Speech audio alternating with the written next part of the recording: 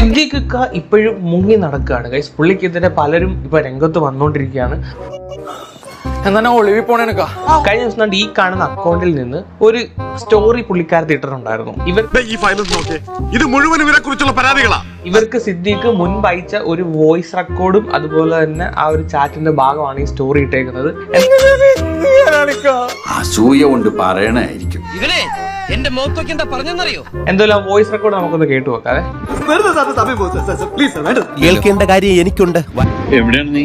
അന്ന് മെസ്സേജ് അയച്ചിട്ട് പിന്നെ ഒരു അഡ്രസ്സും ഇല്ല. എനിക്ക് പുതിയ റീൽസ് ഒക്കെ അയച്ചു തരണേ.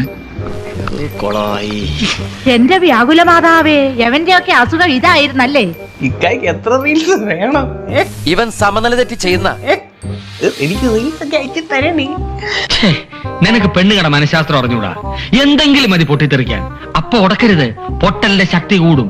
ഇത് 2021 ഒക്ടോബർ 5 വന്ന സാധനമാണിത്. പുള്ളി ഇപ്പോഴും സ്റ്റിൽ ഒരു കുഴപ്പവും ഇല്ല. പട്ടിയുടെ വാല് 12 കാലം കൊള്ളിട്ടിട്ട് എന്താ കാര്യം? പട്ടിക്ക് കൂടി തോന്നണ്ടേ അത് നിവർത്തിയെടുക്കണോ? ആദ്യം വിചാരിച്ചത് മറ്റേ 10 കൊല്ലം മുമ്പുള്ള കേസാണ്. ഇപ്പൊ നന്നായി കാണുന്നത്. എവിടുന്ന് വയസ്സുകളൊക്കെ തോനായില്ലേ?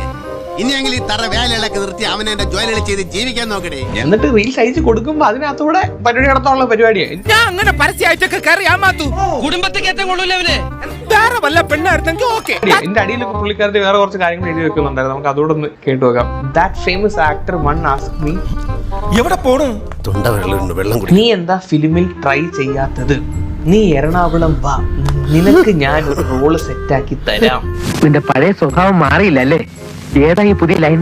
താരസംഘടന അമ്മയും WCCയും തമ്മിൽ നടക്കുന്ന തർക്കത്തിന്റെ ഇരയാണ് താനെന്ന് സിദ്ദീഖ് സുപ്രീം കോടതിയിൽ.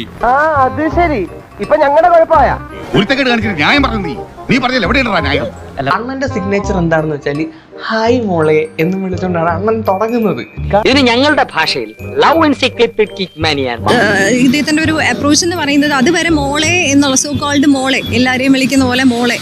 ഇത്രയും സ്നേഹമുള്ള ആളാണല്ലേക്ക. നിനക്ക് അമ്മ പെങ്ങന്മാരൊന്നും ഇല്ലടാ. അപ്പൊ ഇക്കൊക്കെ ആരെടുത്തെങ്കിലും ഈ മോളെ വിളിച്ചോണ്ട് വന്നു കഴിഞ്ഞാൽ അപ്പോഴേ വിചാരിച്ചോണം ഇവ മറ്റേ പരിപാടിക്കാ നിക്കുന്നത്. ഈ ഇടയായിട്ട് ഇതിന്റെ സ്ഥിരം പരിപാടിയാ. പടച്ചോനോർത്ത് എന്റെ മാനം കളയരുത്. എന്റെ ഒരു ഹാജത്തുകൊണ്ട് ആദ്യമായിട്ടൊരു അബദ്ധം പറ്റിയതാണ്. ബലാത്സംഗ കേസിൽ മുൻകൂർ ജാമ്യാപേക്ഷ തള്ളിയതിനെ തുടർന്ന് ഒളിവിൽ പോയ സിദ്ദീഖിനായി അന്വേഷണം തുടർന്ന് പോലീസ്. ഇനി ഒരു തിരിച്ചുവരവുണ്ടാവില്ല ശശി. അപ്പൊ എല്ലാം പറഞ്ഞ പോലെ